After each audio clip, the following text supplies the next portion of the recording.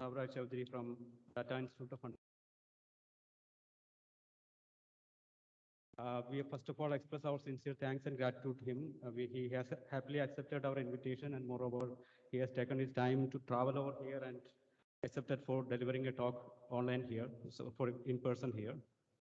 So before we go, let me introduce a brief introduction about Professor Chaudhary.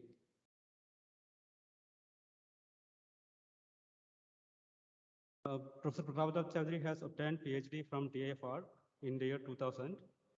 Then he moved on to University of Birmingham for postdoctoral research. He joined as a fellow scientist in TIFR in 2002 and is currently holding the position of Professor H in the Department of Condensed Matter Physics and Material Science. As you all know, he is well known as condensed matter physicist both in the country and also internationally. His research expertise includes spin polarization measurements using point contact anti-reflection, colossal magnetoresistance, superconducting fluctuations, unconventional superconducting states, water dynamics in 2D system, disordered superconductors, quaternary borocarbides, etc. He has got more than 200 research articles and published, and many of them are in highly reputed journals like PRL, PRB, etc. He is also recipient of many laurels and awards, and to name a few, in 2003, he has been awarded with INSA Medal for Young Scientists. In 2006, he has been awarded Anil Kumar Bose Memorial Medal by the Indian National Science Academy. And in 2009, he has got NASI Scopus Young Scientist Award. And in 2014, he has been awarded with the prestigious Shanti Swarup Bhatnagar Award for Physical Sciences. With this, I invite Professor Ravraj to deliver his colloquy.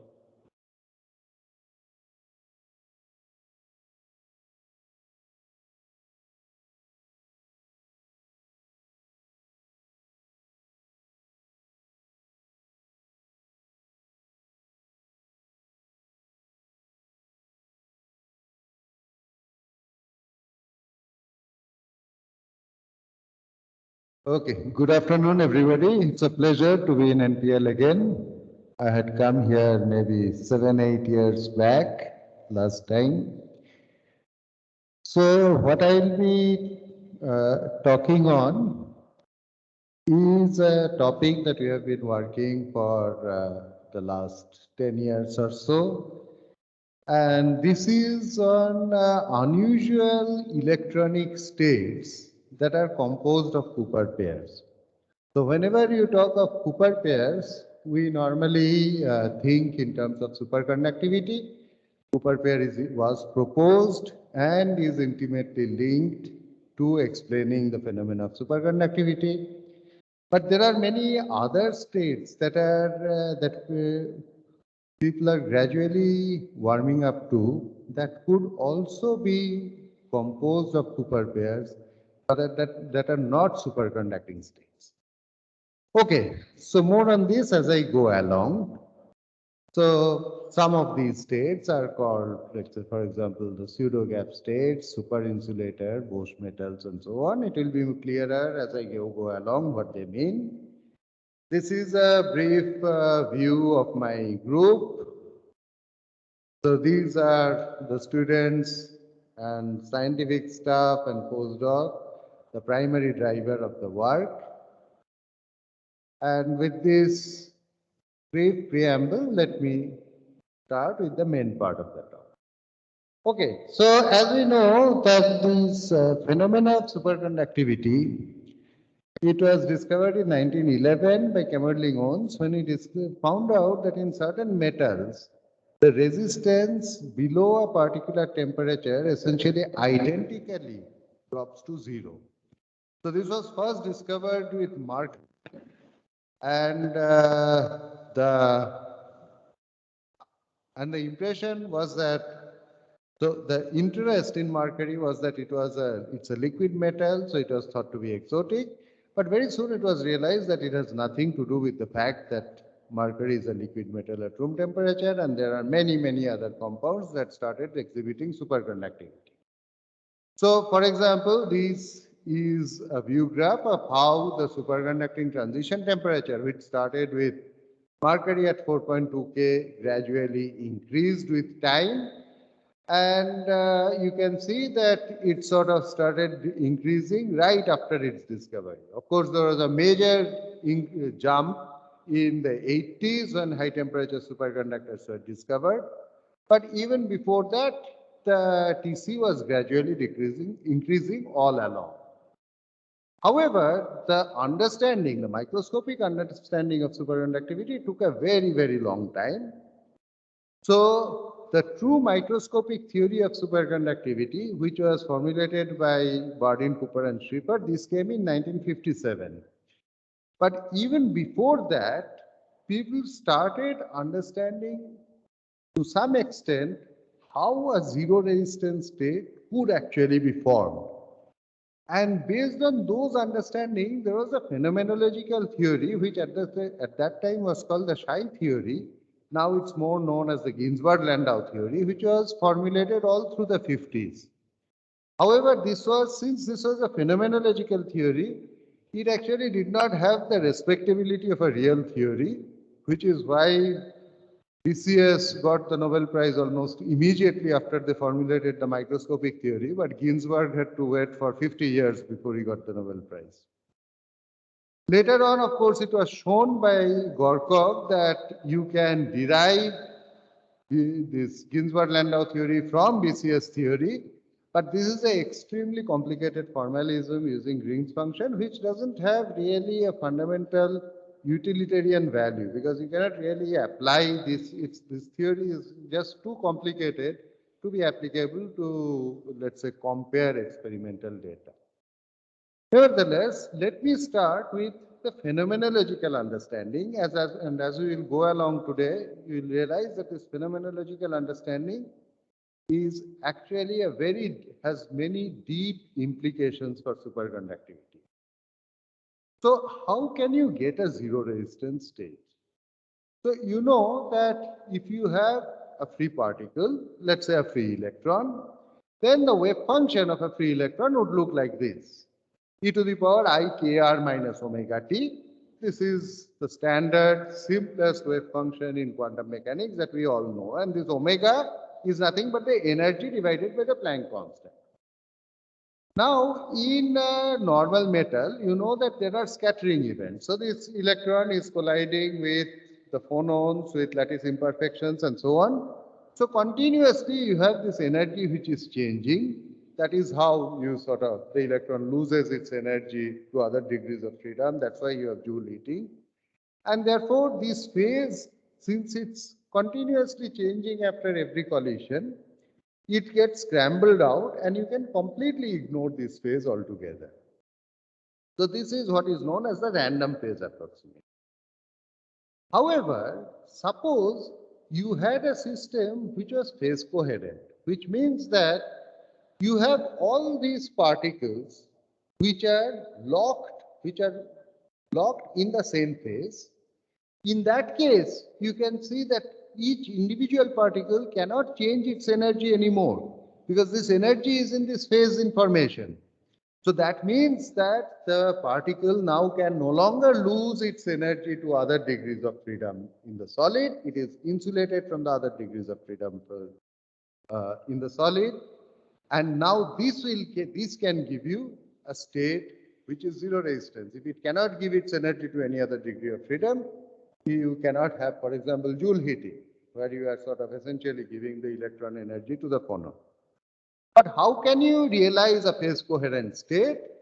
And one of the examples that people realized following the work of Bosch and Einstein's extension to it is Bosch-Einstein condensation. So if you have a collection of massive bosons, like for example, helium-4, which has equal number of upspin and downspin nucleons and electrons, so that they cancel and it's effectively spin zero. So it's effectively a boson, and it has a finite mass. So if you have this kind of a massive boson, then below a certain temperature, it will undergo Bosch-Einstein condensation. And this Bosch-Einstein condensed state is one of the simplest examples of a phase-locked state.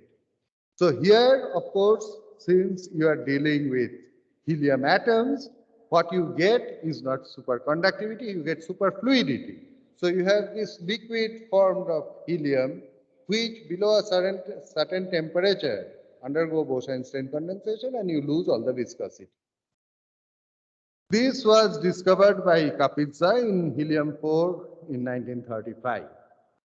However, in the case of these did not directly explain superconductivity because we know that electrons are not bosons, electrons are fermions, and fermions cannot undergo Bose-Einstein condensation. So superconductivity still remained in some way a mystery. Nevertheless, using this understanding that phase coherence in some way has to be essential to get a resistance, to get a state that is not dissipative, sorry, Ginsburg and Landau went ahead and proposed the following. So they proposed that somehow, one doesn't know how, but somehow electrons in the superconductor get into this phase-locked state where I can describe all of them by this collective wave function, which is I naught e to the power I theta. So the phase is locked to theta. All of them have the same phase. The physical interpretation of the amplitude mod square of the wave function is the superfluid density. The superfluid density is nothing but the density of these super electrons, these electrons that don't lose energy. And theta, of course, is the phase, the quantum mechanical phase. And using this as an order parameter, they created this free energy functional. So this free energy functional was not microscopically derived, it was purely phenomenological. So it had all these parameters like alpha, A, beta, and these parameters were not known microscopically, so they have to be fixed from experiments. And in addition, it also included kinetic energy terms in this form, kinetic energy and magnetic field. And this was again not rigorously derived. It was essentially done by looking at certain analogies with quantum mechanics. If you don't have magnetic field, then it gets a little simplified. But this is how the Ginzburg-Landau free energy functional looks like. Now, this Ginzburg-Landau theory, from a practical point of view, had spectacular successes. It predicted, for example, that you will have vortices in type 2 superconductor. It predicted a vortex lattice. It predicted even quantum mechanical phenomena like Josephson effect. And arguably, the most important consequence that came out from Ginzburg-Landau theory are these Josephson relations. So what is Josephson relation? What Josephson extending Ginzburg-Landau theory, what he suggested is the following, that if you have a supercurrent that flows through a superconductor, then it needs to be associated with the gradient of the phase. So normally you have a superconductor, it's not carrying any current. If you want this to carry any current, then instead of all the phases being locked in the same direction, you have to produce a phase gradient. And that phase gradient will be proportional to the current. And also the second relation is that the voltage across a superconductor. So normally across a superconductor you do not have a voltage if you have a DC current. But if you have to produce a voltage across a superconductor, then you need to have a rate of change of this phase. All right. So this was in the 50s. Now, late 50s, Bardeen, Cooper and Schrieffer gave the first real microscopic understanding of what happens in a superconductor. And what they showed is that these electrons, which are close to the Fermi energy, opposite momentum and opposite spin electrons, they can go into a singlet state under a very weak attractive interaction by the underlying lattice. And when they go to in this singlet state, this is like a boson, it has a spin 0, and this is what they called a Cooper pair. Now, what they could also show is that these Cooper pairs, which are boson-like particles, they are not exactly bosons, but they are like bosons. In their ground state, at t equal to 0, they will get phase locked.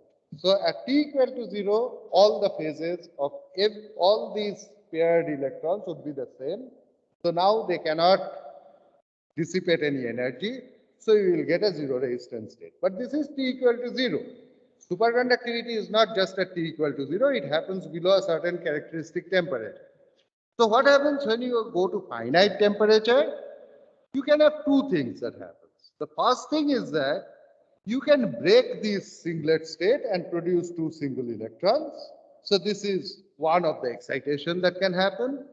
The second thing that can happen is that this phase, which is coherent for all these Cooper pairs, this can start fluctuating. So you can have thermal phase fluctuation, and that would also destroy the zero resistance state. However, these happen to be far too difficult a problem for anyone to solve exactly, not just BCS. Until today, we cannot solve this problem exactly. It's just mathematically too complex. So what BCS decided is that, let me ignore that there is phase fluctuation. So they say they have shown rigorously that for the ground state, the phases are the same. They said that when I increase temperature, I also assume that the phase remains the same. The only thing that can happen when I increase temperature is that these paired electrons can break and from the singlet state and produce single electrons. So the phase is artificially just taken out of the equation, and then they derive various relations. For example, they connected the superconducting transition temperature to the superconducting energy gap, and the superconducting energy gap is nothing but the binding energy of this singlet state that is forming the Cooper pair. So you have these Cooper pairs and they have a certain binding energy. If you give an energy which is larger than the binding energy, you can break it. And the Tc is proportional to this binding energy of the Cooper pair.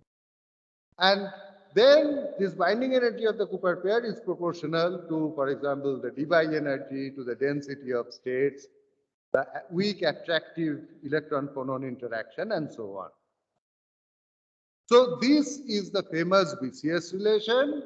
You can go one step back and you can also derive how this binding energy of the Cooper pair will change with temperature. And that is given by this slightly more complicated integral equation here. Now the question is, can one verify this? How to verify this? If you have to verify these relations, you have to measure this binding energy of the Cooper pair. And this is something, the technique for measuring this was discovered by Giaever in 1960. And this is for which Giaever got a Nobel Prize in 1974. So what you do is superconductor normal metal tunneling. You have a superconductor, you separate it out from a normal metal by a thin insulator so that you can have quantum mechanical tunneling of electrons. And you can do either these by making a tunnel junction or by having a normal metal tip, which is as what you do in a STM, which is hovering on the surface of a superconductor with a gap of about a nanometer. And now if you measure the tunneling conductance, these tunneling conductance will be proportional to the single electron density of states. So if you are above Tc, where you have a normal metal, you will have the single electron density of states over few millivolt, which is essentially flat. That's this purple line. Below, if you go to low temperature, then what you see is something like this. This means that you have a gap here, and this gap implies that within this energy scale, you have only paired electrons, you don't have single electrons. You also get these coherence peaks. So whatever gap you produce here, that apparently gets piled at this edge, and it produces this peak in the density of states. This coherence peak is actually associated with the fact that all these Cooper pairs are into a phase coherent state. Okay, so the way we measure this is a little bit of an advertisement slide, is through scanning tunneling spectroscopy.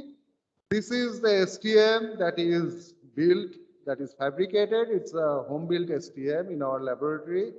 And if you want to know the details of this, you can look at this paper or contact me, whatever you like. STM is something that I don't have to explain to this audience. Most probably all of you have heard of it.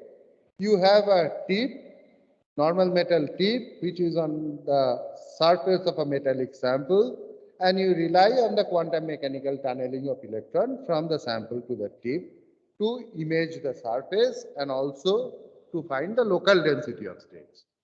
Now, since you have the tunneling which is happening from the surface to the tip, it's extremely surface sensitive, and you have to make sure when you are doing STM that your sample surface is not exposed to air, because then it will get oxidized, and if you have one layer of oxides, then the data that you will get out of STM will no longer be reliable.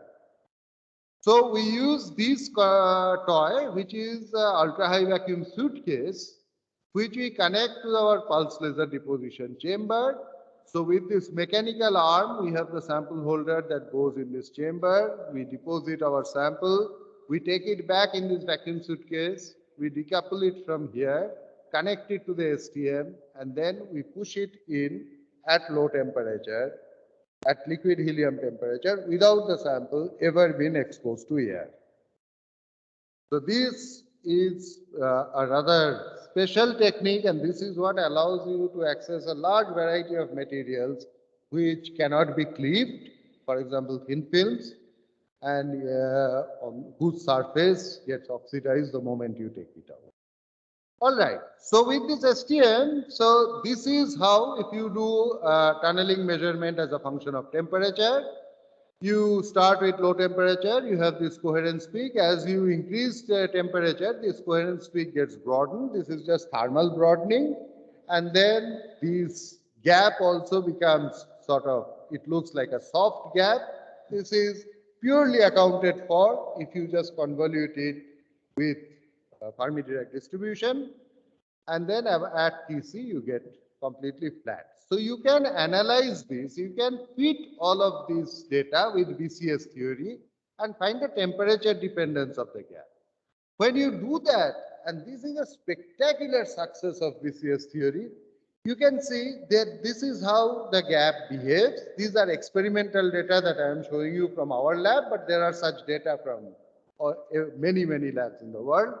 You can see this red points is how the gap varies. And this black one is the BCS expected variation. So it almost matches exactly. And the temperature at which the gap disappears, you don't have any more Cooper pair. So that is exactly where your resistance appears. That is the TC of your sample. So this paradigm where you have the gap which determines the TC, so that superconductivity is a single energy scale problem determined by the gap, is called the BCS paradigm, and this was seen to be valid in wide variety of superconductors. Now BCS theory is a spectacular theory. I am showing you just the gap because you can look at penetration depth, you can look at NMR, you can look at ultrasonic attenuation.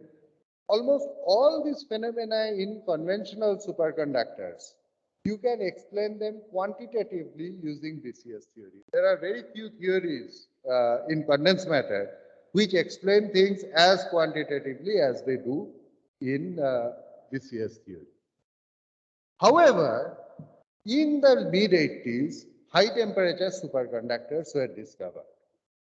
And these high temperature superconductors, when people started looking at it very carefully, that posed the first, most serious challenge to BCS theory. So let me show you one of these key data. This is a high temperature superconductor, which is bismuth, strontium, calcium, copper oxide. It's one of the popular high temperature superconductors, which has a TC of about 80 Kelvin. Here I am showing you tunneling data that are vertically displaced just for clarity and as a function of temperature. So 84 Kelvin, this is where the superconducting transition happens. So this is the TC. you would have expected above TC to have the spectrum which is completely flat. However, you see that this gap continues to persist all the way up to maybe 182 Kelvin or so, much above the superconducting transition temperature. Now, there was no way that this you could account by tweaking, let's say, parameters in BCS theory. By making small modifications of BCS theory, you cannot account for this complete discrepancy that you observe here. And of course, these are complicated objects, so many people started proposing many explanations. But a group of people went back to BCS theory and Ginzburg-Landau theory to try to look for where could BCS theory fail. And one of the places that it could fail was realized is the neglect of the phase. However, there was no very clear way of accounting for this phase till this paper came up by Emery and Kivelson in 95, who decided to use the opposite formalism of BCS. BCS, they neglected completely the phase and they just took quasi-particle excitation. Pairs can break. What Emery and Kivelson said that let's do the opposite thing. Let's assume that pairs cannot break. Pairs are sterile. And I will make a Hamiltonian which will be only phase fluctuation. Because I cannot deal with both of them together mathematically. So what they said is this. We know from Josephson work that the current density in the superconductor is proportional to the gradient of the phase through this relation. Current density means if you have a current, then there is a velocity to the Cooper pair. So that velocity you can easily calculate from the relation Js equal to n into E into V. And if you do that, then the velocity of the Cooper pair would be given by this relation here. So now, if you have a velocity, your Cooper pair has a mass which is twice electronic mass, and therefore it will produce a kinetic energy. That kinetic energy will be half mv squared, half mvs squared. You integrate that over the entire volume of the superconductor, and this would be your phase only Hamiltonian. See, here I am assuming Cooper pairs cannot break. That degree of freedom I have thrown out. I have just written the phase. So you simplify this, plugging this in, and this is the phase only Hamiltonian that you get. You can see that this prefactor here has the dimension. Okay, this prefactor here, if you multiply it by a length scale, has the dimension of energy. And this prefactor, it decides the resilience of the system to produce a gradient in the phase. If this prefactor is very large, then it will be energetically expensive to produce a gradient. If this prefactor is small, it will be easier to produce a gradient. So the phase can fluctuate more. So this prefactor multiplied by a length scale, this is what is called the superfluid stiffness, the resilience of the superconductor to phase fluctuation. The question is, what is this length scale? This length scale, you can show that what you have to take is the coherence length if you are dealing with a bulk of superconductor. If you are dealing with a very thin film, then you have to take the smaller one between the coherence length and the thickness. So if you have a thickness of the superconductor which is smaller than the coherence length, then you take the thickness. Now, if you can ask, why did BCS theory work at all by neglecting phase? You take any bulk superconductor like lead, like niobium tin, and you plug in the coherence length in this expression. This superfluid density, you can calculate it from the penetration depth, as I will show you later, and you calculate J. You see immediately that J is a humongously large energy scale. It's 10 to the power 5 Kelvin, 10 to the power 4 Kelvin, and so on. Compared to TC, it's so large. That means unless you are infinitesimally close to TC, you don't have any phase fluctuation. This is why BCS theory worked on many superconductors. However, this BCS theory could fail. When can it fail? If you have a very low carrier density superconductor, or if you have a superconductor which is effectively two-dimensional, because in that case, it will be your length scale A will be very small. So if you have a situation where J is smaller than delta, then of course your superconductivity will get destroyed at some temperature which will be determined by J, not by delta, not by the superconducting gap. So you will have Tc which will be J by Kb. On the other hand, the superconducting gap will close at a much higher temperature which will be delta by Kb. So that is what we call T star. And then between Tc and T star, you will have a very strange situation. You will have Cooper pair, but this Cooper pair will not be phase coherent.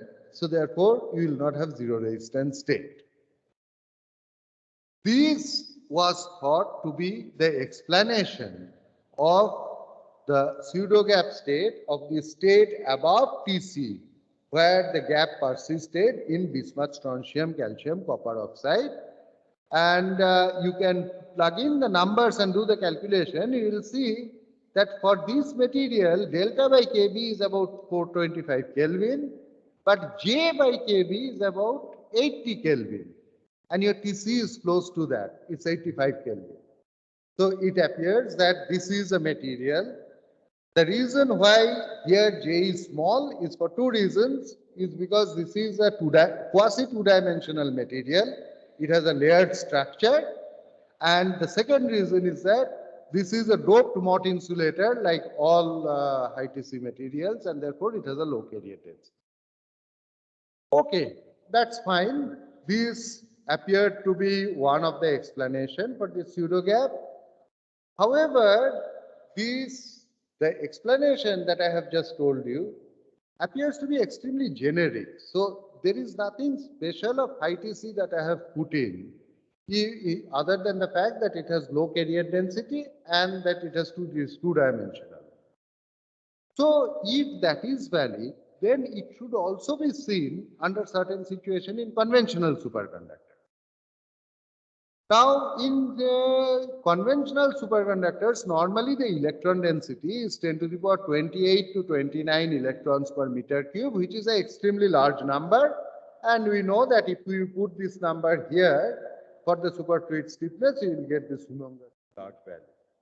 However, you know that you can put disorder in a metal, and if you put disorder in a metal, you know that its resistivity increases by this Drude relation where this tau decreases. In a superconductor, when this tau decreases, you can show that what happens is that the superfluid density is no longer the electron density. So all the electrons do not condense in the superfluid anymore. Only a fraction of it condenses in the superfluid. And this is given by this relation here. Now, this is a beautiful relation which you can either do it through very complicated calculation, or you can get through a very simple thumb rule, which is like a dimensional analysis. And if I have time at the end, I might show it, or you can ask me later on. Okay, but if you look at this quantity and you take dirty superconductor, disordered superconductors, you will see that this number is much less than 1. That means a tiny fraction of superconductor of carriers contribute to the superfluid density, and therefore in such a situation you can have J that will become very small. Now, how do I find the superfluid density? I can find the superfluid density from the penetration depth, because that is related by this equation from basic electrodynamics. And therefore, I can use this relay. If I measure the penetration depth of the superconductor, I can find the superfluid density and calculate what J is. Okay, so in 2011, in the span of about 1 month, there were 3 papers which reported essentially the same result. that the pseudo gap is not anything unique to high temperature superconductors. You can see even in conventional superconductors, provided you make them strongly disordered. So of these two were from a French group of Sassepe and Chapelier, and this niobium nitride, this report was from our group in TIFR, and here let me describe our results. So we took this niobium nitride, and this niobium nitride, I think here many people are familiar with this. Niobium nitride is also synthesized in NPL. And if you make it more and more disordered by introducing niobium vacancies, then you can see that the Tc decreases and eventually, instead of a superconductor, it becomes a bad metal.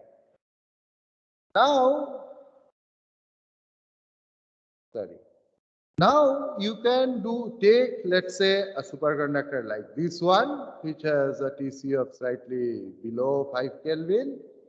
And if you measure the local, if you with a STM, if I do the Giavert tunneling measurement, what I will see is that I get a conductance spectrum like this, where I have a small coherence peak here, and you have a soft gap here. Now, if you do it over an area, you immediately realize that you have large inhomogeneity. There are regions where you have this coherence peak is very prominent. These are the regions in light here where you have the superconducting order parameter which is large, and regions where this coherence peak is completely suppressed, which means that here also I have Cooper pairs, but they have lost their coherence. So I have superconducting puddles, if you want, in a non-superconducting matrix. Now I do this tunneling measurement as a function of temperature and plot it in this color scale. This color is the conductance, this y-axis is my bias voltage, and the x-axis is temperature. When I do that, you see that this blue, this is what is shows you superconducting gap. The superconducting gap closes maybe somewhere close to 7 Kelvin. On this same graph, I am plotting for the same sample the resistance as a function of temperature. This is where Tc is, which means that my Tc is here, but the gap closes at a much higher temperature of 7.2 Kelvin. And I have got this pronounced pseudo gap between this Tc and this T star. This is phenomenologically same as what I showed you for bismuth, strontium, calcium, copper oxide. Okay, so our understanding of that is that I showed you that the superconducting state becomes extremely inhomogeneous. So I have this superconducting puddle, and in between these puddles, I have the region is non-superconducting. So at Tc, what happens is that the phase coherence between the puddles is destroyed, and I have large phase fluctuating domains. As I go to higher temperatures, so that is where my superconductivity is lost. But in these domains, Cooper pairs still survive. As I go to higher and higher temperature, I further fragment these domains, and eventually at T star, all the Cooper pairs disappear. So this is what is called the pseudo gap state. We did this measurement later for many, many different samples, and what you observe is that this is a measure of disorder. So the smaller this number is, this is the mean free path divided by the de Broglie wavelength of the electron multiplied by 2 pi, it's a constant factor. The lower this number is, the more disordered it is. Or at low disorder, you can see Tc and T star are the same. That is what BCS had told us. But then at stronger disorder, you form this pseudo gap state. And here the pseudo gap state is where you have Cooper pairs, but you have destroyed the phase coherence. All right. Now, this is, of course, a conjecture, but I can put it quantitatively by doing this measurement of penetration depth, as I have told you before. And from that, I can calculate the superfluid stiffness.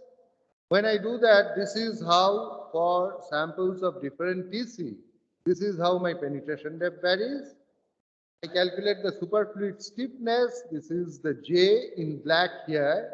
And this is the superconducting energy gap delta. Now you can see for samples with high TC, low disorder, you have the superconducting energy gap, which is the smaller energy scale, and J is about an order of magnitude larger. So it's an irrelevant energy scale. Phase fluctuations do not matter. But as I go to stronger disorder, eventually J becomes smaller than delta. And here my TC is determined by phase fluctuation, not by breaking of Cooper pair. Okay. So this essentially validates what I have been telling you. Now there are many more interesting aspects of this pseudo-gap state, but let me not get into them for the interest of time. And instead, let me just mention to you that initially after these materials, there are many other strongly disordered superconductors which have been studied. For example, amorphous molybdenum germanium is one of the materials that we have been studying of late. And again here, for example, here what you tune, I told you, you have to either go to strong disorder to reduce the superfluid stiffness or to lower thickness. So here instead of tuning disorder, it's already an amorphous material. So it's difficult to tune disorder. We go to lower and lower thickness. So from 11 nanometer, where you have a BCS superconductor, TC and gap closing are at the same temperature. We go to 4.5, here there appears to be a small pseudo gap here. But by the time we go to 2 nanometer thickness film, we have a pronounced pseudo gap here. So this is the same kind of view graph, combining the resistance with the tunneling spectrum. All right, so it appears that formation of this pseudo gap is not an exotic thing of high temperature superconductor, and you will get it whenever you have a superconductor with low superfluid density. So this is what you get at higher temperatures. But then this is sort of intuitively somewhat understandable. It's sort of somewhat surprising that it took so many years since BCS theory came about to realize that there are situations where BCS theory can fail because of the neglected degree of freedom in the material. But then there are other phenomena that I will be describing you now, which are even more dramatic because they don't happen at high temperatures. They happen at low temperatures. So these are phenomena where I will show you, you have states that are formed, low temperature states that are formed by Cooper pairs, but which are not superconductors. So way back in the 90s, there was this very interesting paper which was studying indium oxide, reasonably disordered indium oxide in magnetic field. And what was realized is that you have, if you take this indium oxide, you have a superconducting transition. I did not realize that you are not seeing my cursor, but nevertheless. So I cannot speak in the mic and point that way together. That's the trouble. That is what I am doing, but this is not showing there, isn't it? Okay, doesn't matter. So if you have followed so far, you will follow the rest as well. Okay, so what was realized in these materials was that when you have a superconducting transition in zero field, but if you go to, if you apply magnetic field, then this resistance starts going up and starts going up very rapidly. So above a certain magnetic field, it goes into an insulating state. So if you, for example, instead of looking at resistance as a function of temperature at different magnetic field, if you look at resistance as a function of magnetic field at different temperature, you see that all this magnetoresistance curve will cut at this point. So this critical field, below this critical field BC, you have the resistance that decreases as a function of temperature, and at low enough temperature will go to zero. So it behaves like a superconductor. Above this critical field BC, it behaves like an insulator. And actually, if you look at, so this was the early result. Later on, people did this measurement up to very, very high magnetic field, up to 18 Tesla here. And what they realized is that this insulating state is not unique. This insulating state is also two kinds, because initially the resistance increases, then though the system remains insulating, the resistance decreases. So at high field, the resistance decreases again. So how to understand this kind of behavior?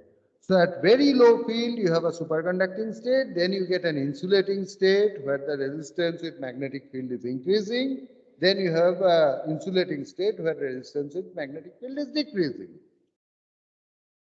So to understand this, we have to remember that in any coherent state, there is an uncertainty principle, just like the position momentum uncertainty principle in quantum mechanics.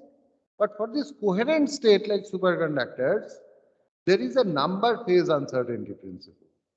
So if you fix the phase very accurately, then the number fluctuates a lot. And if the number, of course, if you need to have electrical conduction, then number has to fluctuate because electrons from one place has to go to another place. So the superconducting state is where the phase is completely squeezed. You have zero uncertainty of phase. Therefore, you have large uncertainty of number. In other words, what was conjectured is that below super BC, you have Cooper pairs which are in an eigenstate of phase, and therefore number fluctuation is large. Above BC, the conjecture was that you have Cooper pairs that are in an eigenstate now of number. So you have the Cooper, if the Cooper pairs in an eigenstate of number, then the phase fluctuation is very large. But eigenstate of number means that the Cooper pairs are localized, because that's the only way you can have the number fluctuation which is suppressed. And this was given as the explanation for this insulating state. So it was conjectured that this insulating state is actually made of Cooper pair. And then what happens at high field then? At high field, you are applying, so this is a singlet state with up and down spin. At high field, you are breaking this singlet state because you are aligning the electrons, and therefore you are generating free fermions.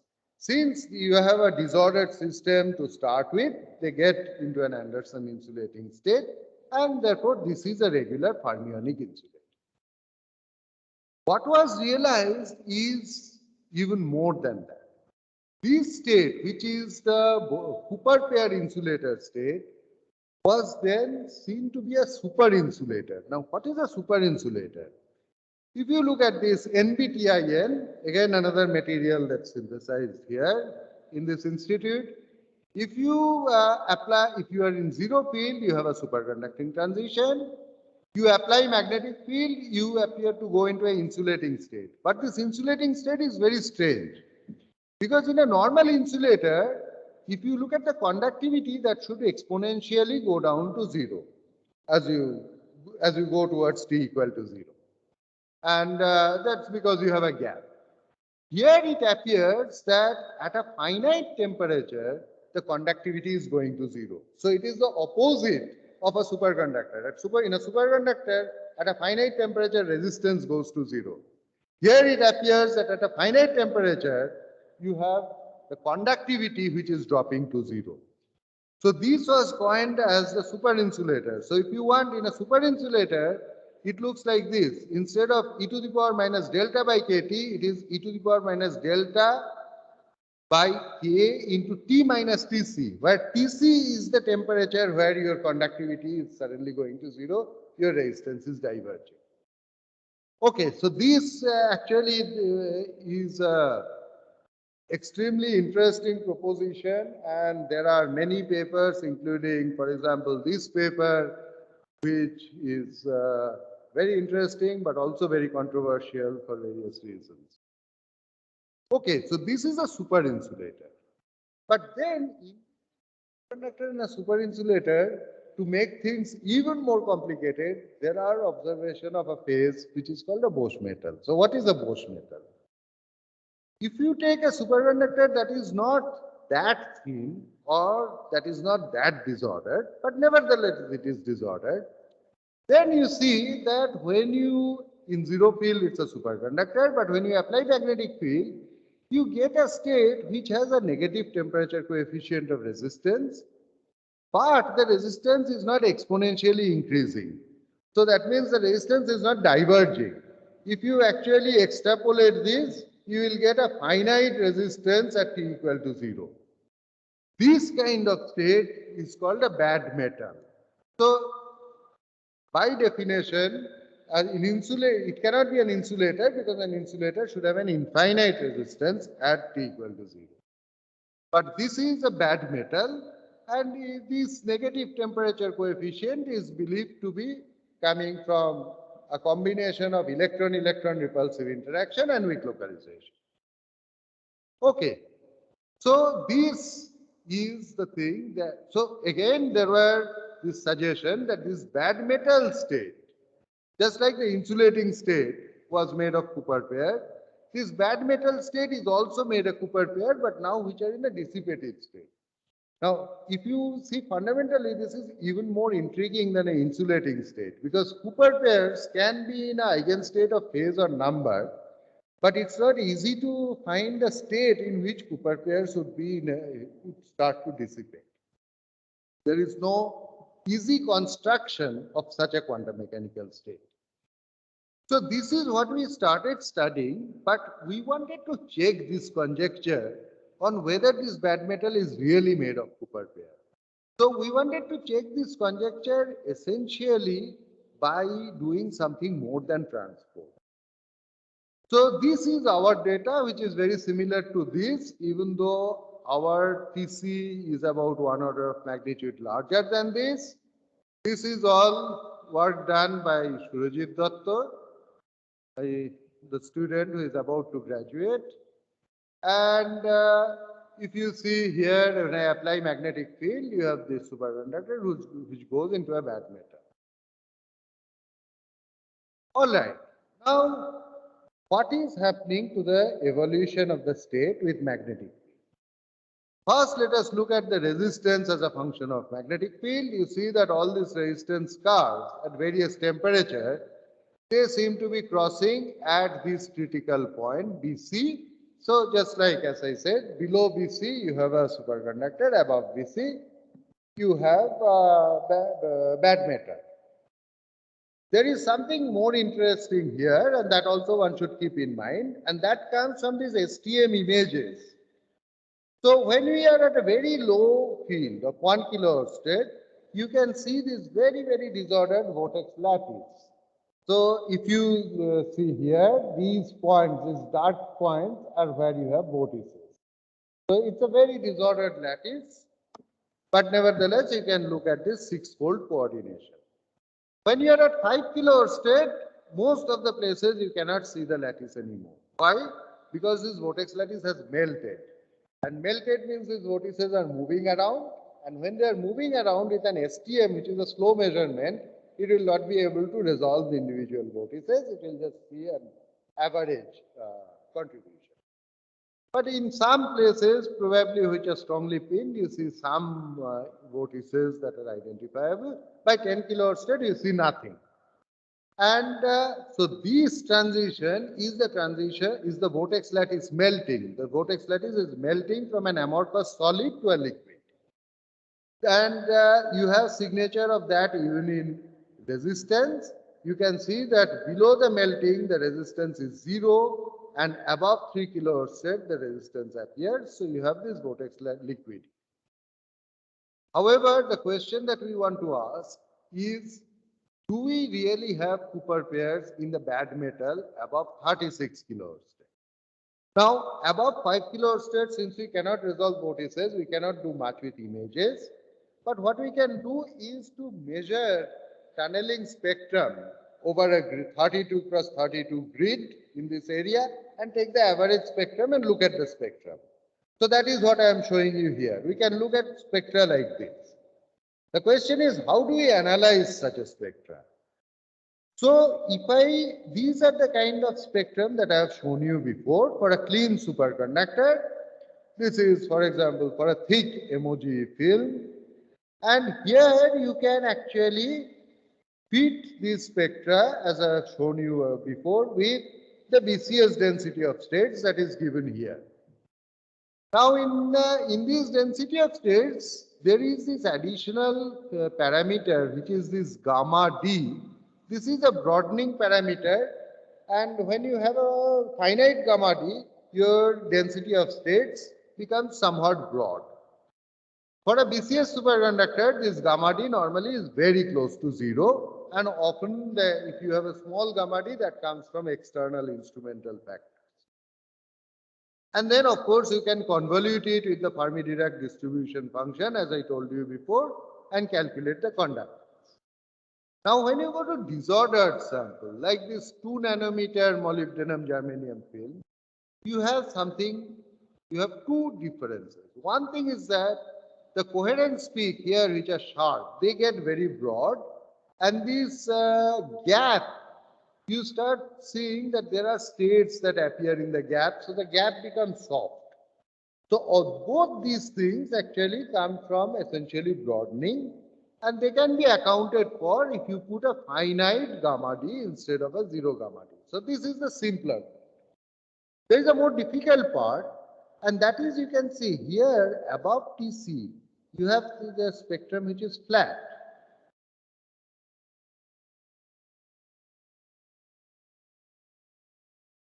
The spectrum which is flat, but here you can see that there is a V-shaped background which continues to remain. This V-shaped background, it comes from the diffusive electron-electron interaction. So in disorder, the electrons, they move diffusively, so they spend a lot of time close to each other, and therefore they experience the Coulomb interaction much more strongly. So these diffusive Coulomb interaction, this can be taken care by the Altshuler-Aronoff theory. So here fitting the data is more complicated. You have to construct a density of states that convolutes the Altshuler-Aronoff correction and the BCS correction. As you can imagine, the moment I do this, I introduce a lot of parameters. So what is the reliability of trying to fit with this? The reliability comes from the fact which is this. We take, let's say, one of the spectrum at high temperature, which we can fit only with Altshuler-Aronoff. This is at high enough temperature where all superconducting correlations are destroyed. These are the dashed line here. So we take this one at the highest temperature and we freeze at this temperature all the Altshuler-Aronoff parameters. Then when you go to lower temperature, we don't play with those parameters anymore. We play only with delta and gamma D, which comes from superconductivity. So therefore, these fits are extremely robust, and with this, we can fit this spectrum as a function of temperature, and we see that we have a strong pseudo gap at zero field. So you have a TC and a T star. Okay. What happens when I do this as a function of magnetic field? Okay, this is my last but one slide. I'm almost over.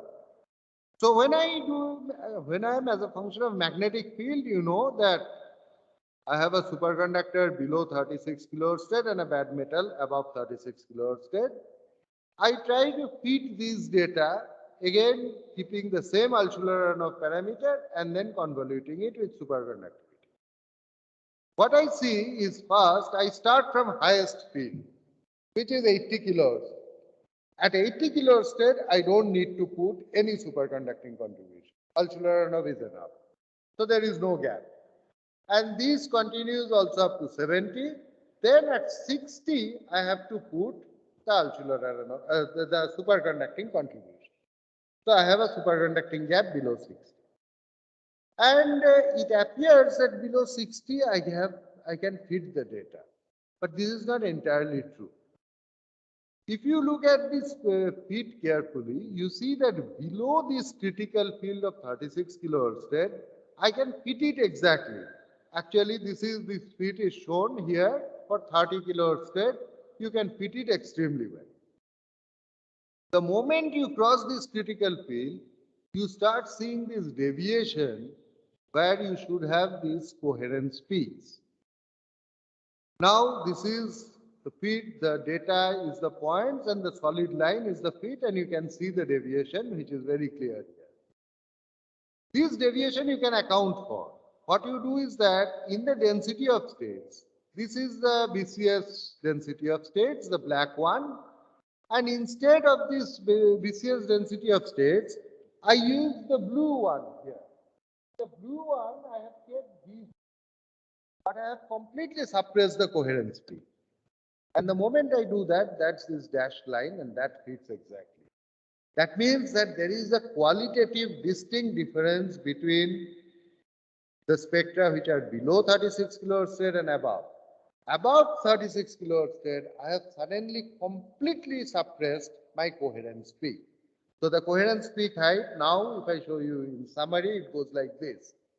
It decreases and it completely disappears above the HC, which means that I have here above between HC and HC star, I have a gap but no coherence peak, and this is actually what is expected for a Bosch metal, because I have the gap, which means that I have a finite binding energy, there is Cooper pair, but on the other hand, there is no phase coherence in the system, so these Cooper pairs are in a dissipative state.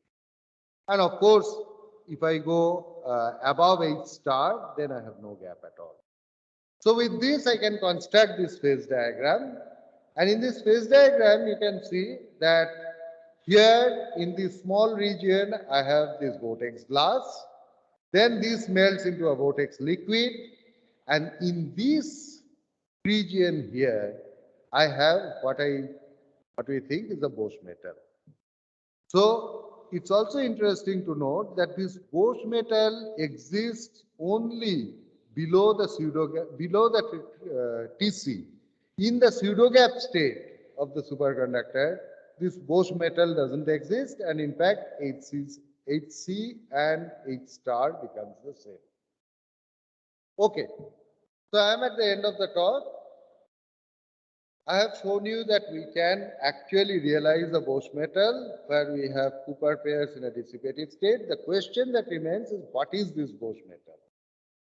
Now, recently, I won't go into the details of this. We found that if you have very weakly pinned two-dimensional superconductors, then these vortices can undergo large quantum zero-point fluctuations. So what we believe is this transition that we see at HC is actually a quantum phase transition from a thermal classical vortex liquid to a quantum vortex liquid. This is at the moment still at the level of a conjecture, and we need more experiments to verify. So with this, thank you for your attention. Advertisement slide. Much of what I have described here, it's described in this review article that is in Journal of Physics Condensed Matter, and that will appear in print shortly. Thank you.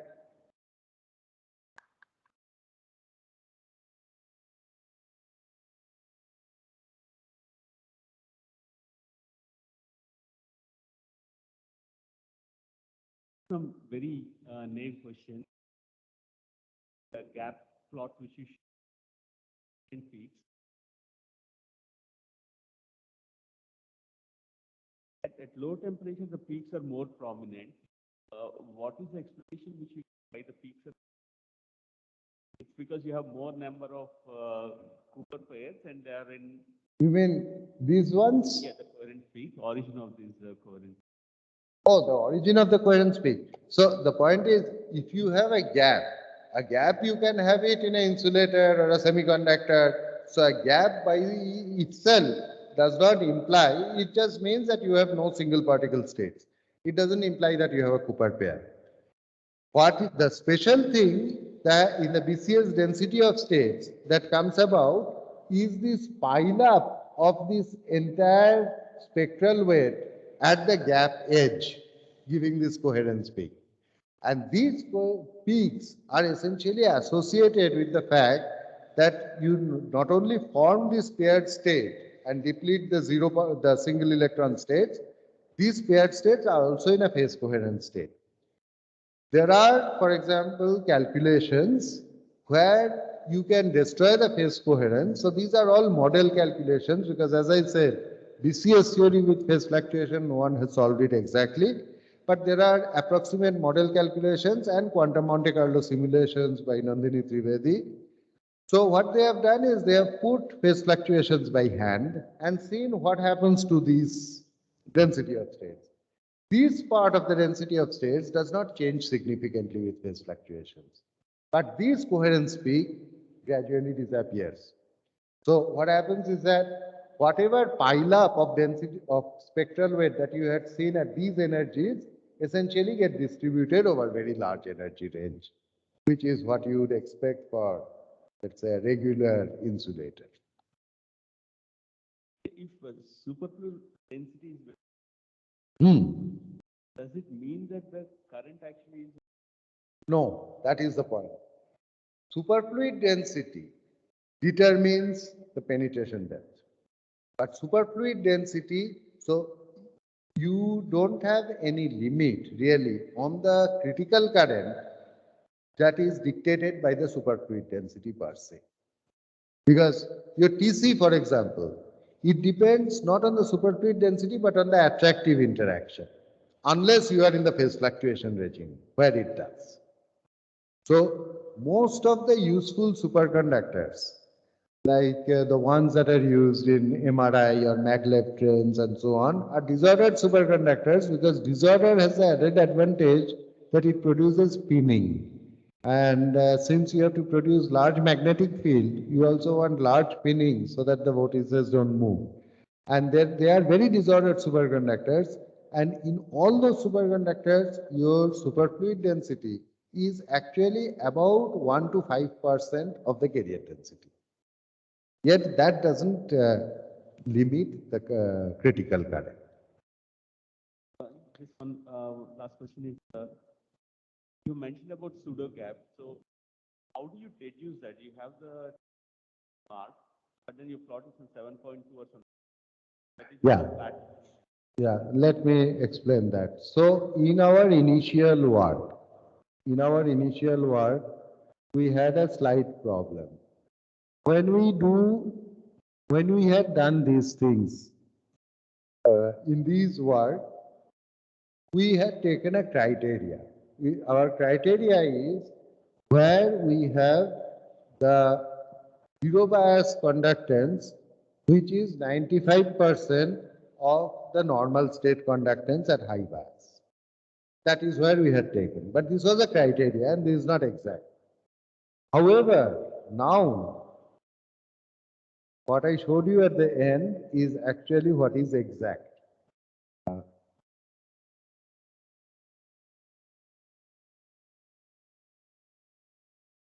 What I showed you here, this is exact. Because here, what I am doing, I am not taking any criteria at all. I am accounting for both this Altshuler and of anomaly. So you see these four curves which are fitted with dashed line. Here I have no superconductivity. I can fit them only by taking electron-electron interaction. So we start from high temperature. We try to fit with electron-electron interaction alone till we cannot fit at all with electron-electron interaction, no matter what you do, and then only we put in superconductivity. So we are absolutely sure here, for example, that the 3.7 I can fit without superconductivity and 2.9 I cannot fit without superconductivity. So here I can fit without superconductivity and this one we cannot fit without superconductivity. But my TC is here. This is the measurement on the same sample, not similar sample, same sample. So in fact, what we do is that we do STM, then take the sample back in the vacuum suitcase, again put it on the PLD, put a 1 nanometer germanium layer for protection and then measure. So that's the point. So now whether this is a range between 2.8 and 3.7. This is a range because of helium boil-off. We have difficulty in taking data in this temperature range. So we have an uncertainty. It could be anywhere in between. But that doesn't matter. I have a large pseudo-gap scale. Okay. If you want, it could be slightly below, but nevertheless, it would never come here. We know that from this temperature onward, lower, we have to put a superconducting.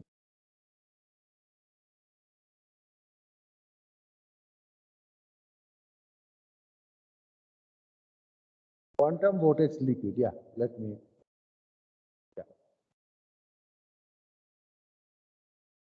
okay. Let me then explain to you. So this I have gone very superficially because I didn't have time. Okay, so this is actually a real image of a small area showing vortices. This is in a sample of a 20 nanometer thin molybdenum germanium film. Now you have to remember that in the center of the vortex, you have a vortex core, and the vortex core is a normal metal. Okay, so if I take the spectrum here in between two vortexes, then I get this purple line, which is perfectly fine because I have superconductivity there. But when I am at the center of the vortex, at the vortex core, which is B, what I should have gotten is a normal metal, so it should have been completely flat. But you see, it's not flat. It is like this. And this was extremely puzzling for us. So we did not, this is not seen in any three-dimensional superconductor. Actually, this has not been seen ever before. And we did many experiments to try to see if this is just in one off or it is there in many vortices at many fields, many samples and so on. And it was always there. So what we eventually conjectured, and this is not, this I am showing only at one field. We have this data, you can look at this paper. We have this as a function of many fields. And what we conjectured is that actually this vortex is not static here. It is undergoing a large motion, a fluctuating motion. It's fluctuating around. And this because it's fluctuating, when you are measuring with a probe like STM, which is a very slow to measuring, it will not measure the contribution just from the core of the vortex. It will average over a large region, and that is why you are getting this soft gap here. Now, if it is fluctuating, that doesn't mean that it's quantum fluctuation. It can be classical thermal fluctuation or quantum fluctuation. So that part, if you have to appreciate, you have to really go through the analysis. That would be just another talk for me. So we modeled this to find out the amplitude of the fluctuation that can fit such a curve. This is how the amplitude goes, for example, this black line here. And if this was thermal fluctuation, then you can show that it should be magnetic field independent. This relative fluctuation should have been independent of magnetic field. If it is quantum fluctuation, then it should go as h to the power 1/4.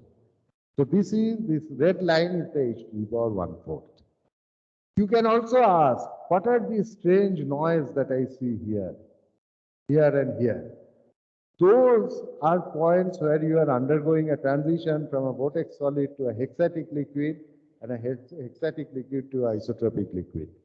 So I think it's a space transition that is introducing non-harmonicity there. So there's a lot of story in that. But this was on a thick film, which was 20 nanometer thick. Here, the vortices are having fluctuations, 0-point fluctuations, but the 0-point fluctuation is, as you can see, is within, let's say, 10 to 30%. If you do the same calculation for a 2 nanometer thick film, you will see that the fluctuation amplitude is about 0.5 at 36 kilohertz, which is my critical field. So 36 kilostate is this field here. Okay. Here I get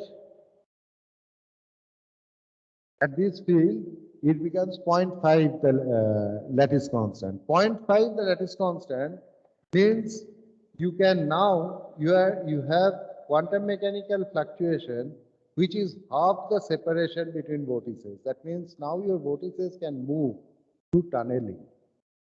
Okay. So the transition that I am talking of is that here below this you have a regular vortex liquid, a thermal vortex liquid. Above this, what you have is a quantum fluid. A quantum fluid is a fluid that doesn't require temperature for the particle to move around. 0 point fluctuation is good enough. So that is why, for example, the example of quantum fluid is liquid helium. Helium, you know that it doesn't solidify down to T equal to 0 at atmospheric pressure. And that's essentially for the same reason.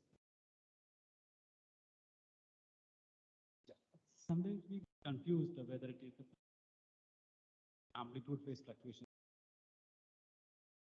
Gap state. The pseudo gap state in zero field that I showed you here, for example, is a zero field data. Here, this is entirely caused by the phase fluctuation. So what happens is that at Tc, phase fluctuations destroys my superconductivity, but these superconducting puddles remain. But this, I don't have coherence between the puddles. These puddles are phase fluctuating with respect to each other. And because of that, you have finite rays. T star is the temperature where superpairing is destroyed. So this between Tc and T star, you have Cooper pairs, but they are in a phase fluctuating state. What I showed you after that, the super insulator and the Bosch metal, these cannot be explained by simple phase fluctuation alone. Means this phase fluctuation picture is, phase is important there, but the phase fluctuation in terms of the classical phase fluctuation that I am describing you in the beginning, that cannot explain those exotic phases. Competition between them. Yes, so phase fluctuation and amplitude fluctuation will of course compete when you have J and delta which are similar to each other. When J and J delta is of the same order, it's very difficult to ascribe to either phase or amplitude fluctuation. That's correct. There is another aspect that one has to also keep in mind, and that is the fact that if you look at the Ginzburg-Landau functional, if you have, let's say, strong disorder, it's not easy to separate out amplitude and phase. So amplitude and phase are no longer independent degrees of freedom. If you fluctuate the amplitude, then phase also starts fluctuating. That's an added complicacy that we have glossed over here. But that's the added complicacy that can only get solved if you take the exact Hamilton, if you take the original BCS Hamiltonian and try to solve it exactly, not freezing the phase fluctuation. That's something which is still a dream. I think there is an online attendee who has asked a question. Dr. Avana is asking a question. Right. Dr. Avana, you can ask the question. Hello? Dr. Avana, can you hear us?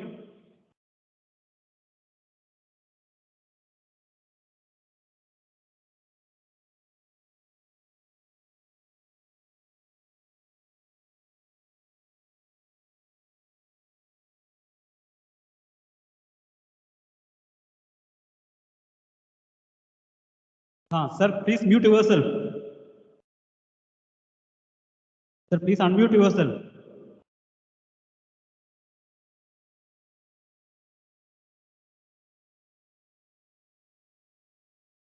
Sir, please unmute yourself and speak.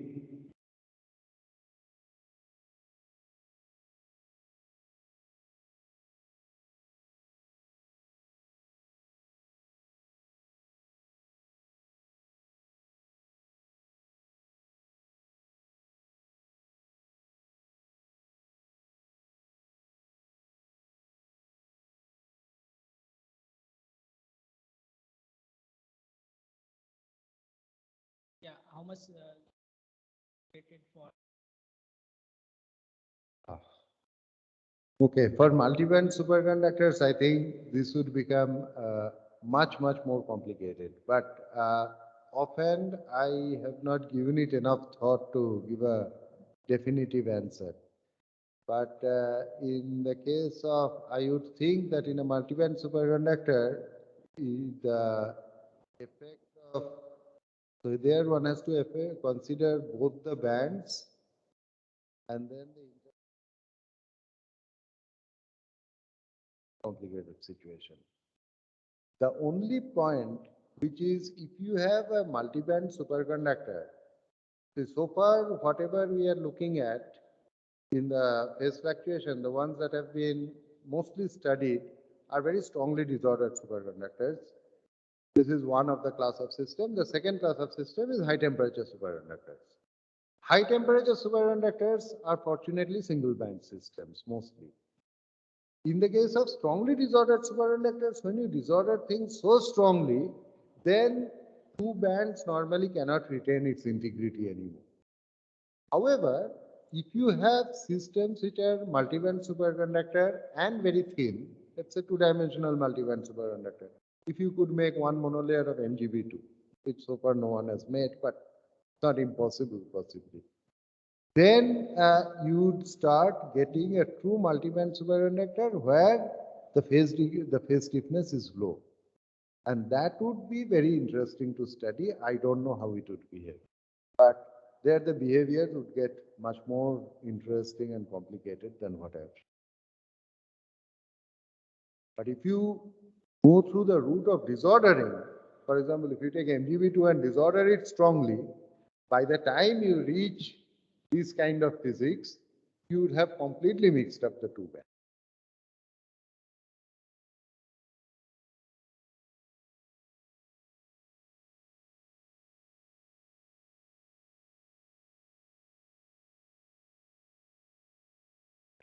Once vertex form, so how they are stable? Whether any chance that one can manipulate them? Manipulate them in the sense, see, vortex, of course, you can manipulate them through various means. The easiest way to manipulate vortices is to pass a current. When you pass a current, you have a Lorentz force on the vortices and the vortices start moving. You can apply AC magnetic field and shake them, a trick that we have studied, we have used a lot for studying vortex dynamics with STM. So those things are possible. Now the first question is how are vortices stable? So vortices are a direct consequence of Ginzburg-Landau theory. If you have a superconductor where you have the coherence length which is much shorter than the penetration depth, then the surface energy becomes negative. So it becomes energetically favorable to form internal surfaces in the superconductor. And when you form a vortex, you make a normal metal core.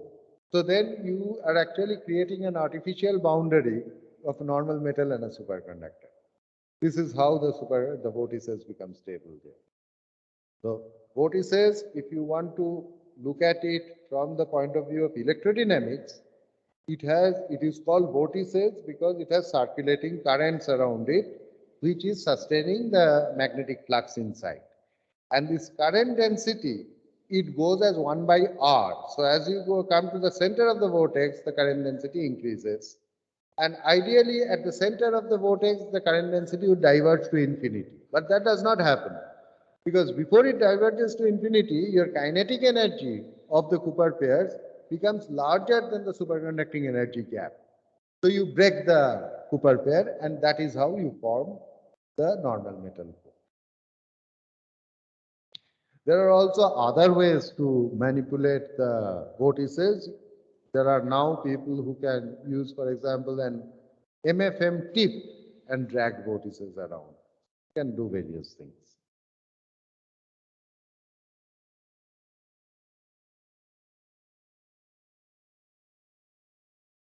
Any questions for?